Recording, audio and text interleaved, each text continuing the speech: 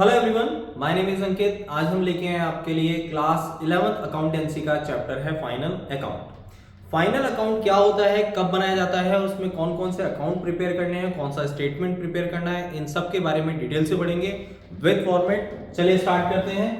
Final account is the part of your accounting cycle. जो final account है वो आपकी अकाउंटिंग साइकिल का एक पार्ट होता है। अब सर अकाउंटिंग साइकिल क्या होता है? देखिए, जो भी आपका अकाउंटिंग साइकिल है उसमें मेनली फर्स्ट ऑफ ऑल जब आप स्टार्ट करेंगे तो आपको स्टार्ट करना होता है जर्नल। ठीक है, सबसे पहले आपको स्टार्ट करना है जर्नल। जर्नल के बाद आपको स्टार्ट करना है बच्चों ledger. After that you have to prepare trial balance and the last we have to prepare the final account. अब जर्नल क्या करता है, जो भी आपके ट्रांजैक्शंस होते हैं, जितने भी आपके ट्रांजैक्शन होते हैं उसको जर्नलाइज करता है। लेजर उनकी इंडिविजुअल पोस्टिंग करता है और ट्रायल बैलेंस उनके इंडिविजुअल बैलेंस निकाल के देता है, जिसकी हेल्प से हम फाइनल अकाउंट प्रिपेयर करते हैं। तो फाइनल अकाउंट से बनाए क्यों जाते हैं? फाइनल अकाउंट आप अपने बिजनेस में आपको होने वाला ग्रॉस प्रॉफिट या फिर ग्रॉस लॉस या फिर नेट प्रॉफिट या फिर नेट लॉस या फिर हमारे बिजनेस की एक्चुअल फाइनेंशियल कंडीशन पता करने के लिए बनाया जाता है। तो फाइनल अकाउंट हम क्यों प्रिपेयर करेंगे? क्योंकि फाइनल अकाउंट बनाने से हमें हमारे बिजनेस का प्रॉफिट या लॉस पता चल जाएगा। और हर एक बिजनेस का मेन जो मोटिव होता है वो यही होता है कि हमें प्रॉफिट हो रहा है या लॉस हो रहा है। उसी को लेके हम बिजनेस में आगे फ्यूचर फोरकास्टिंग करते हैं, आगे ये पता लगाते हैं कि हमें बिजनेस को आगे कंटिन्यू करना भी है या नहीं है।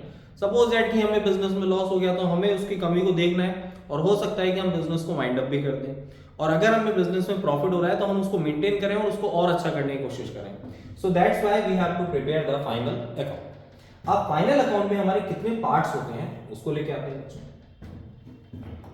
देखिए,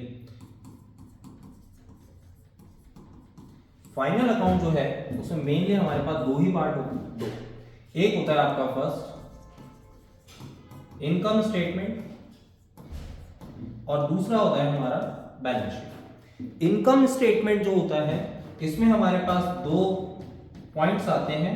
एक होता है बच्चों आपका ट्रेडिंग और दूसरा होता है पीएनएल।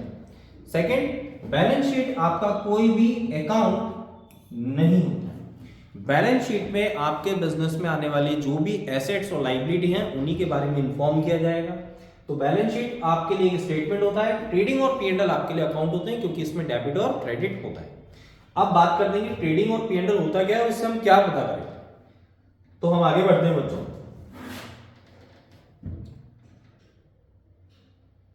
देखिए, सबसे पहले बात करेंगे हम ट्रेडिंग अकाउंट। अब जो ट्रेडिंग अकाउंट है उसमें हमें मेनली कौन कौन से आइटम दिखाने हैं, कौन कौन से एक्सपेंसेस दिखाने हैं, उससे क्या फाइंड आउट करते हैं अपन। फर्स्ट ऑफ ऑल आपको ये ध्यान रखना है कि यहां पर ओपनिंग स्टॉक और क्लोजिंग स्टॉक, ये दो चीजें कंपलसरी आएंगे। ओपनिंग स्टॉक और क्लोजिंग स्टॉक, बिजनेस में जो भी हमारे पास ओपनिंग स्टॉक और क्लोजिंग स्टॉक है वो ट्रेडिंग में आएगा। ठीक है, क्लोजिंग स्टॉक में हमारे पास कुछ पॉइंट्स होते हैं, उनको हम बाद में डिटेल से पढ़ेंगे। इसके बाद नेक्स्ट हमारा पॉइंट आता है परचेज और क्रेडिट में आएगा हमारा सेल्स। परचेज जो होगा उसमें से आपको लेस करना है परचेज रिटर्न, और जो आपका सेल्स होगा उसमें से आपको लेस करना है बच्चों सेल्स रिटर्न। ठीक है, अब यहां पर हमारे पास बीच में कुछ आइटम बन जाते हैं जिनको हम बोलते हैं डायरेक्ट एक्सपेंसेस। अब डायरेक्ट एक्सपेंसेस क्या होते हैं? डायरेक्ट एक्सपेंसेस वो हैं कि जो बिजनेस में या तो मैन्युफैक्चरिंग में आपके यूज आते हैं या फिर आप बिजनेस में आप परचेज अगर माल करते हैं, गुड्स परचेज करते हैं, उसके लिए जितने भी आप एक्सपेंसेस पे करेंगे that is your direct expenses. तो इसका मतलब माल को खरीदने के लिए या फिर माल को मैन्युफैक्चरिंग करने के लिए जितने भी खर्चे होते हैं वो सब हमारे डायरेक्ट एक्सपेंसेस में काउंट किए जाते हैं। ठीक है बच्चों, अब डायरेक्ट एक्सपेंस में मेनली आते कौन कौन से अकाउंट है उनके थोड़े से बहुत अपन डिटेल पढ़ लेते हैं। कि डायरेक्ट एक्सपेंसेस में हमारे पास वेजेस हो गया, कैरियज हो गया, ऑक्ट्रॉय हो गया, रॉयल्टी हो गया और फ्रैट हो हो गया, कैरियज इनवर्ट्स हो गया,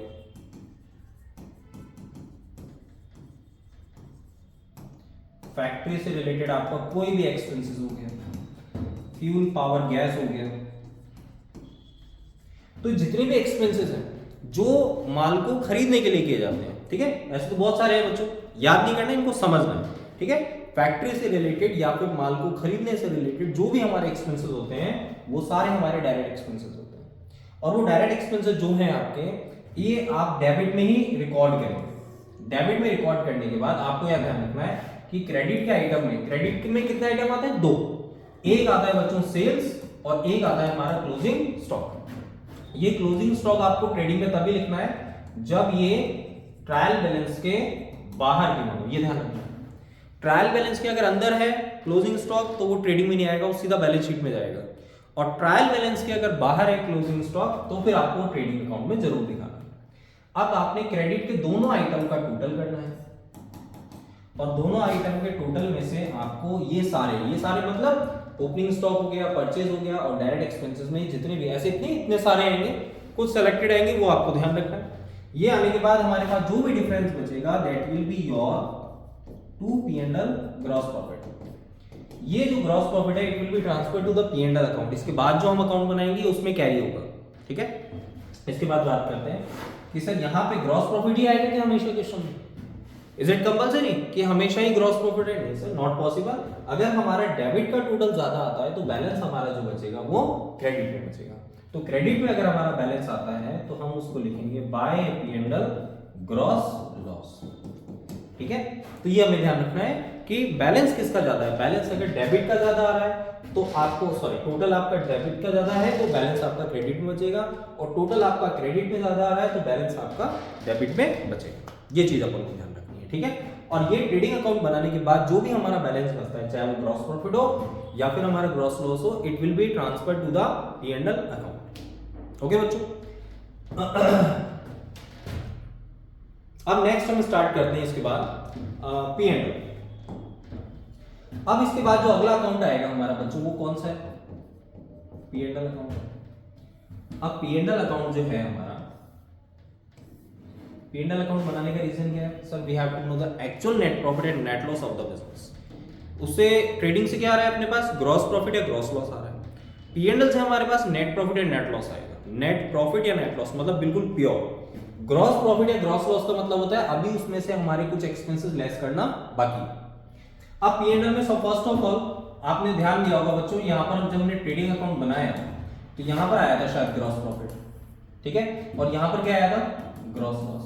तो अब आप जब इनको कैरी करोगे तो रिवर्स करते हैं, डेबिट है तो क्रेडिट में जाएगा और क्रेडिट है तो डेबिट में जाएगा। तो ये डेबिट का जो आइटम है क्रेडिट में आ जाएगा, तो आपको लिखना है बाय ट्रेडिंग ग्रॉस प्रॉफिट।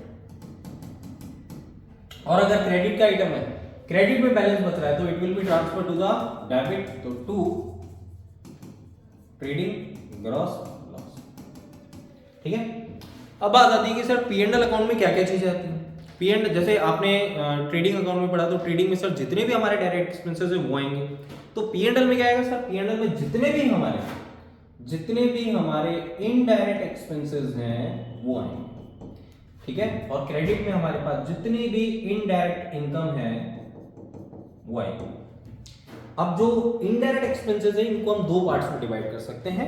ये हमारे ऑपरेटिंग एक्सपेंसेस भी हो सकते हैं और नॉन ऑपरेटिंग भी हो सकते हैं, ठीक है। इनडायरेक्ट एक्सपेंसेस में हमारे पास दो कैटेगरी है, एक ऑपरेटिंग एक्सपेंसेस और एक हमारे पास है नॉन ऑपरेटिंग। ऐसे इनकम में भी हमारे पास दो होती है, एक ऑपरेटिंग इनकम होती है और एक हमारी होती है नॉन ऑपरेटिंग इनकम, ठीक है। ये हमें ध्यान रखना है। अब देखिए बच्चों,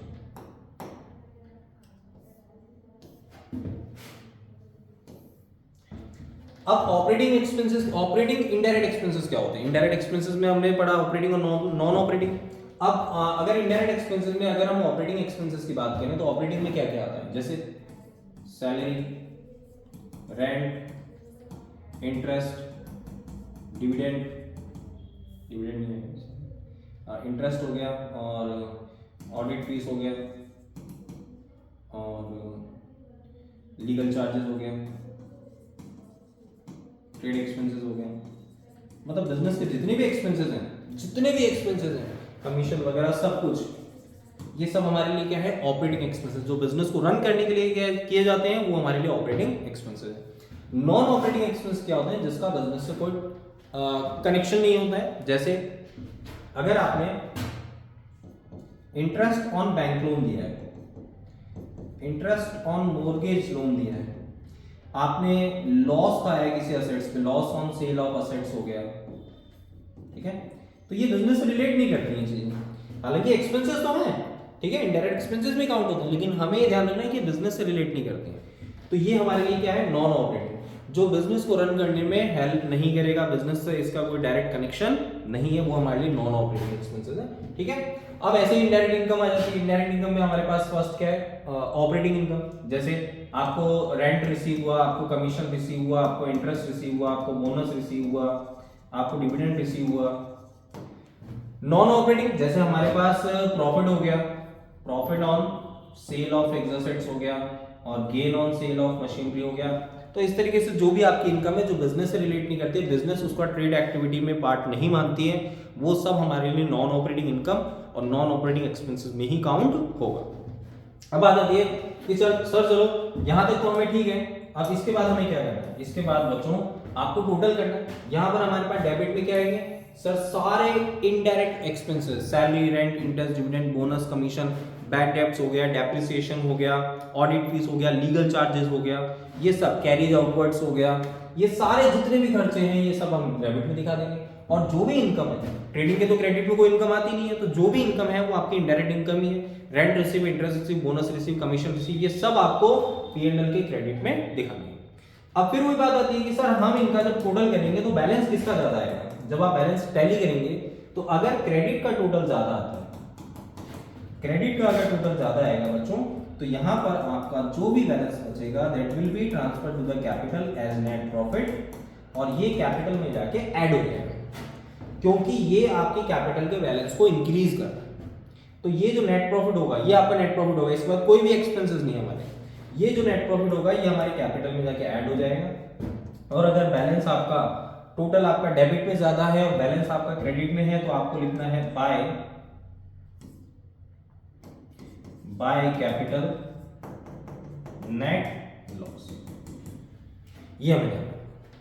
तो एक सिंपल सा फॉर्मेट हमने दोनों के सीख लिए। हमने सीखा ट्रेडिंग में हमने क्या सीखा है बच्चों, ट्रेडिंग में आपके पास ओपनिंग स्टॉक, ठीक है, ओपनिंग स्टॉक आएगा, परचेज आएगा, डायरेक्ट एक्सपेंसेस आएंगे, क्रेडिट में हमारा सेल्स आएगा और क्लोजिंग स्टॉक आएगा। इसके बाद आपको टोटल करना है, टोटल करने के बाद आपको दिखना है कि बैलेंस आपका कहाँ है। बैलेंस आपका डेबिट में है तो it will be your gross profit, और बैलेंस आपका क्रेडिट में है तो it will be your loss will be transfer to the next account P&L। अब सेकंड हमने इसके बाद जो बनाया था वो था P&L। अब P&L में आपको फर्स्ट ऑफ ऑल ऊपर ही ऊपर इन बैलेंस को कैरी करना है। पहले दोनों में से इन दोनों बैलेंस नहीं होंगे, दोनों में से एक ही बैलेंस होगा, या तो ग्रॉस प्रॉफिट होगा या फिर ग्रॉस लॉस होगा। तो अगर ग्रॉस प्रॉफिट होता है तो ये आपके क्रेडिट में आ जाएगा, और ग्रॉस लॉस है तो वो आपके डेबिट में। उसके बाद डेबिट में हमारे पास जितने भी कौन से इनडायरेक्ट एक्सपेंसेस हैं जो माल को बेचने के लिए किए जाते हैं, वो सारे हमारे इनडायरेक्ट एक्सपेंसेस हैं, वो आपके डेबिट में आएंगे। और जितनी भी हमारी इनडायरेक्ट इनकम है, ठीक है, जैसे rent receive, commission receive, interest receive, bonus receive, ठीक है, कोई भी आपकी इनकम है वो इनडायरेक्ट ही होगी और वो हमेशा क्रेडिट में दिखाई देगी। इसके बाद आपको इसका टोटल करना है। टोटल करने के बाद आपको ये देखना है कि क्रेडिट में बैलेंस आ रहा है, डेबिट में आ रहा है। अगर डेबिट में बैलेंस आ रहा है तो it will be your net profit and will be added back to the capital account. और अगर आपका बैलेंस क्रेडिट में बच रहा है मींस डेबिट का टोटल ज्यादा है, मतलब एक्सपेंसेस का टोटल ज्यादा है, तो बैलेंस यहीं बचेगा। और बैलेंस आपका यहाँ बच रहा है तो ये आपके लिए क्या हो गया बच्चों, ये आपके लिए नेट लॉस हो गया, ये आपकी कैपिटल को डिक्रीज कर देगा, ठीक है। तो हमने इनकम स्टेटमेंट के दो पॉइंट तो पढ़ लिए, एक ट्रेडिंग अकाउंट और एक हमारा P&L अकाउंट। अब थर्ड हम लेके आए आपके लिए बच्चों जो हमारा बैलेंस शीट है वो। अब बैलेंस शीट में बच्चों हमें ये ध्यान रखना है कि हमारे पास लाइबिलिटीज क्या क्या होती हैं और असेट्स क्या क्या होती हैं। अब जैसे अगर हम असेट्स की बात करें, ठीक है, ये आपको थोड़ा बहुत आता होगा क्योंकि हमने अकाउंटिंग इक्वेशन में पढ़ा था। अकाउंटिंग इक्वेशन के बाद हम लास्ट में बैलेंस शीट भी प्रिपेयर करते हैं। फिर एक बार और पढ़ लेते हैं। जो भी आपका एसेट्स हैं और जो भी आपकी यहाँ पे लाइबिलिटी है उनके बारे में बात कर रहे हैं। असेट्स में हमारे पास land, building, plant, machinery, cash, bank, stock, debtors, BR, ठीक है, प्रीपेड, ये सब आ जाएंगे। ये सारे आइटम हमारे किसके हैं? ये सब सारे आइटम हमारे एसेट्स हैं जिन पे हमारा राइट है। Land, building, plant, machinery, furniture, fixture, goodwill, patent, trademark, cash, bank, stock, debtors, BR, prepaid, बहुत सारे आइटम आते हैं जो हम किस में लिखते हैं बच्चों? एसेट्स में। इसके बाद सेकंड जो आता है वो हमारा लायबिलिटी होता है। इंपॉर्टेंट भी होता है, हालांकि इसमें आइटम कम आते हैं लेकिन इंपॉर्टेंट होते हैं। जैसे कैसे इंपॉर्टेंट है? क्योंकि सर इसमें थोड़ा सा एडजस्टमेंट हमें सीखना पड़ता है। जैसे कैपिटल में हमें क्या क्या एडजस्टमेंट, ये कैपिटल आपको कहाँ गिवन होगा? सर कैपिटल हमें ऑलरेडी ट्रायल बैलेंस जो हमें क्वेश्चन में देगा वहां पर मिल जाएगा आपको। अब इस कैपिटल में हमें कुछ चीजें ऐड करनी है और कुछ चीजें हमें इसमें से लेस करनी है। जैसे ऐड क्या करनी है? ऐड हमें करना है net profit, interest on capital और एडिशनल कैपिटल। अगर मेंशन है तो बहुत, वैसे तो नहीं होगी, ठीक है, फिर भी ध्यान रखो। लेस क्या करना है? Net loss, interest on drawings और ड्राइंग्स, ये हमें इसमें से लेस करना है। और बाकी हमारे पास अगर बैंक लोन दे रखा है, ठीक है, लोन फ्रॉम दे रखा है। लोन फ्रॉम का मतलब है आपने किसी से लोन लिया है, इधर कैसा आ जाएगा?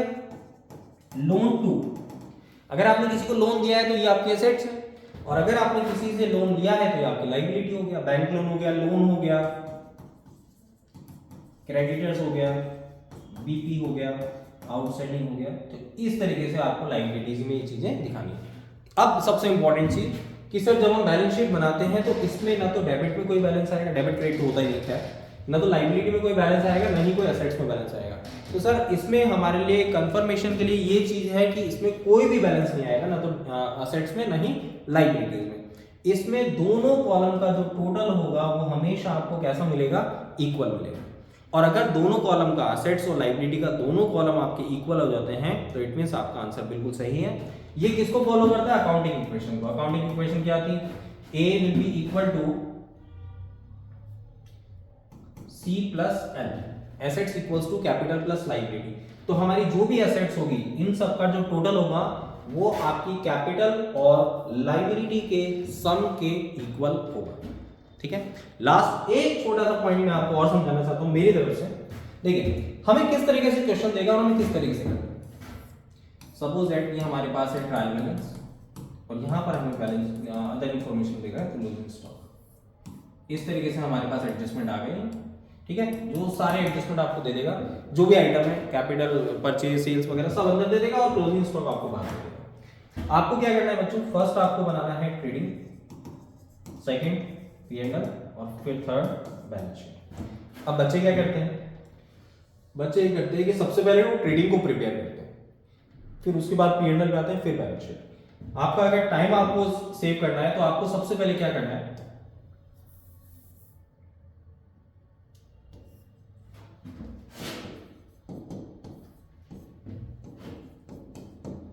एक छोटी सी ट्रिक है मेरी, आप चाहें तो इसको यूज करें, इसको फॉलो करें, आपको शायद क्वेश्चन जितने टाइम में होता था उससे पहले हो जाए। ट्रेडिंग अकाउंट में देखो, जैसे हमारे पास जो भी आइटम आते जा रहे हैं वो हम लिखते हैं। जैसे सपोज दैट हमारा सबसे पहला आइटम था कैपिटल, तो कैपिटल कहां आएगा? सर बैलेंस शीट में आएगा। सेकंड मेरे पास था परचेज, तो परचेज किस में आएगा? ट्रेडिंग में आएगा। थर्ड मेरे पास आ गया सैलरी, तो सैलरी किस में आएगा? P&L में आएगा, ठीक है। फोर्थ मेरे पास है इसमें कैश, तो कैश में आएगा, असेट्स में आएगा। तो इससे बेनिफिट होगा कि हम एक बार तीनों के लेजर बना लें, तीनों के ट्रेडिंग, P&L और बैलेंस शीट, और जो जो सीक्वेंस में हमारे पास आइटम है वो हम आइटम इनमें दिखाते चले। लास्ट में हमारे पास जो बर्डन बताया वो है कैलकुलेशन का, उसमें हमें मास्टर होना ही पड़ेगा। जो भी आप ट्रेडिंग अकाउंट बनाएंगे उसका सबसे पहले टोटल करके बैलेंस निकालना है, क्योंकि वो बैलेंस कैरी होगा कहां पे? P&L, और P&L में लास्ट में हमारे पास जो नेट प्रॉफिट आएगा that will be added back to the capital. तो आप इस तरीके से क्वेश्चन को सॉल्व करके देखना। आई होप आपको वीडियो अच्छा लगा होगा, समझ में आया होगा, और मिलते हैं नेक्स्ट वीडियो में। आज के लिए इतना ही। All the best.